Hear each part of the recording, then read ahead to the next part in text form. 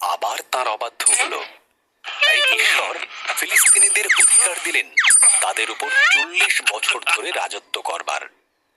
তখন তিনি শিমশন নামের একজন পুরুষকে নির্বাচন করলেন তাদেরকে উদ্ধার করার জন্য, যে তিনি এক পুত্র সন্তানের জন্ম দেবেন। শিমশনকে ঈশ্বরের কাছে 3টি প্রতিজ্ঞা করতে হয়েছিল। সে মদ্যপান করবে না, মৃতদের ছুঁবে না, কখনো নিজের চুল কাটবে না। অত্যন্ত শক্তিশালী করে তুললেন। তিনি একটি সিংহকে হত্যা করলেন এবং মৌমাছিরা সেই মৃত সিংহের গায়ে মধু তৈরি করল। শিমশন সেই মৃত সিংহটিকে স্পর্শ করলেন এবং ঈশ্বরের কাছে করা প্রতিজ্ঞাগুলির মধ্যে একটি প্রতিজ্ঞা ভঙ্গ করলেন। এমনকি তিনি সেই মধুও খেলেন। প্রেমে পড়লেন শিমশন। কেন শিমশন এত শক্তিশালী সেটা খুঁজে বের করার জন্য ফলিস্তীয়রা দলিলাকে প্রচুর অর্থ দেবার আশ্বাস দিল। দলিলা শিমশনকে বারবার জিজ্ঞাসা করতে লাগল।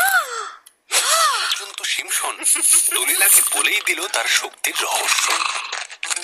যদি আমার চুল কাটা যায় তাহলে আমার শক্তিও চলে যাবে। তাই যখন শিমশন ঘুমিয়ে পড়ল, দলিলা একজন মানুষকে ডেকে পাঠালো তার চুল কেটে দেবার জন্য। শিমশন সহজেই তারা তাকে বন্দী করল। তারা তাকে অন্ধ করে দিল।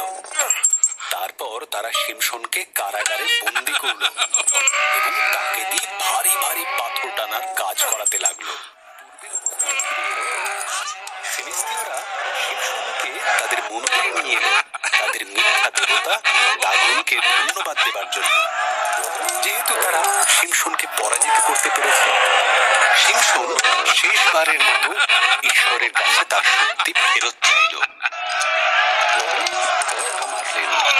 মন্দিরটি ভেঙে পড়ল, সমস্ত ফিলিস্তিনরা মারা গেল এবং সঙ্গে শিমশন তার প্রতিশ্রুতি রাখেনি, কিন্তু ঈশ্বর রাখলেন।